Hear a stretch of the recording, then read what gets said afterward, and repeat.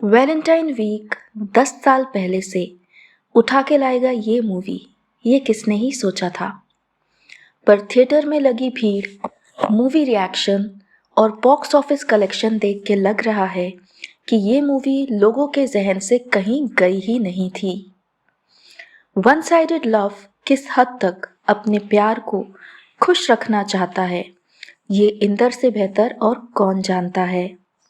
Inder jail से उस crime की सज़ा काट के आता है जो उसने किया ही नहीं, वो भी इसलिए क्योंकि उसके पापा ने उसका केस नहीं लिया। उसे अपनी ही सोसाइटी के सबसे स्ट्रिक्ट फादर की बेटी से लव एट फर्स्ट साइट हो जाता है। सरू यानी सरस्वती, जिसे सब विभूति आंटी कहते हैं, उसे सरू में कभी कोई कमी दिखी ही नहीं जो इस समाज के हर लड़के को दिखती थी, जो उसे बहन जी टाइप्स कहते थे। इंदर ने तो कई बार बुक्स के बहाने सरू को कॉफी डेट्स के लिए पूछा भी, पर सरस्वती ने बुक्स में रखे नोट्स पढ़े ही नहीं। वो लाइब्रेरी में उन बुक्स को वापस रख देती थी। इंदर के वो मैसेज उसके पास पहुंचे ही नहीं। पर फिर भी एक रात 4 बजे सरू इंदर के पास पहुंच गई, क्योंकि उसे इंदर के गर्लफ्रेंड से मेकओवर का अपॉइंटमेंट चाहिए था। इसी पल से सरू का जीवन बिखरने लगता है और इंदर उसके हर बिखरते जीवन को संभालने और संवारने में लग जाता है। ना इंदर की गर्लफ्रेंड अब गर्लफ्रेंड रहती है और ना ही सरू के पापा सरू को अपने घर में आने देते हैं। उनके लिए सरू मर गई है। अब क्रिमिनल के साथ रात 4 बजे उसकी बेटी मिली है। सोसाइटी भी तो कोई चीज़ है। सरू भी एक्सेप्ट कर लेती है। अब उसकी बहन की शादी हो सकती है, क्योंकि वो रास्ते से हट गई है। वो दोबारा कोशिश भी नहीं करती अपने घर वालों को कांटेक्ट करने की, पर पापा का एक सपना पूरा करना चाहती है कि उसकी शादी IIT IIM ब्राह्मण से हो। और इसी जद्दोजहद में लग जाता है इंदर, जिससे बेइंतहा प्यार करता है। उसी के लिए IIT IIM के दूल्हे ढूंढ रहा है। कितना गहरा होता है प्रेम, इतना सब्र कैसे रख लेता है। अपना दर्द, अपनी तड़प, अपनी हेल्पलेसनेस और इस सब पर सरू के लिए लड़का ढूंढना, इस सब को इंदर पी जाता है, बॉटल पे बॉटल। ये पीना नहीं, जीना बन जाता है उसके लिए।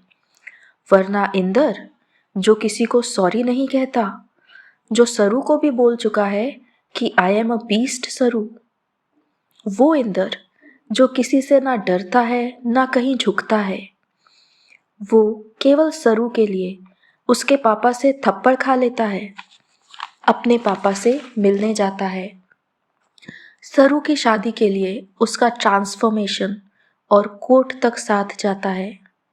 सरू का दिल तोड़ने वाले पर भी हाथ नहीं उठाता, क्योंकि ऐसा करने से सॉरी की पॉसिबिलिटी खत्म हो जाएगी। इतना गहरा होता है प्यार। इंदर की आंखें, बातें, विचार सब केवल सरू को देखते, सोचते और बोलते हैं। वो बस उसे खुश देखना चाहता है और उसके लिए वो कुछ भी कर सकता है। कैसे नहीं दिखा इतना गहरा प्यार कभी सरू को? कैसे वो अनजान रही इस सब से? क्या रियल लाइफ में पॉसिबल होता है इतने गहरे प्रेम को छुपा पाना? क्या लाइफ में किसी को इतना प्यार करने वाला मिले और वो पहचाने ही ना, जाने ही ना, उसे दिखे ही ना? ऐसा हो सकता है क्या? खैर, वापस चलते हैं इंदर और सरू की स्टोरी पर।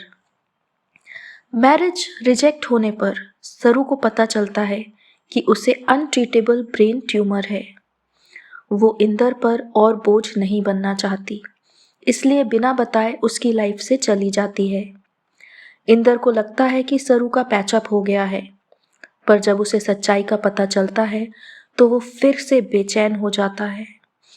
पागलों की तरह सरू को ढूंढता है और उसे वो मिल भी जाती है, पहाड़ों पर अकेली। मिलते ही इंदर सरू को क्या कहता है।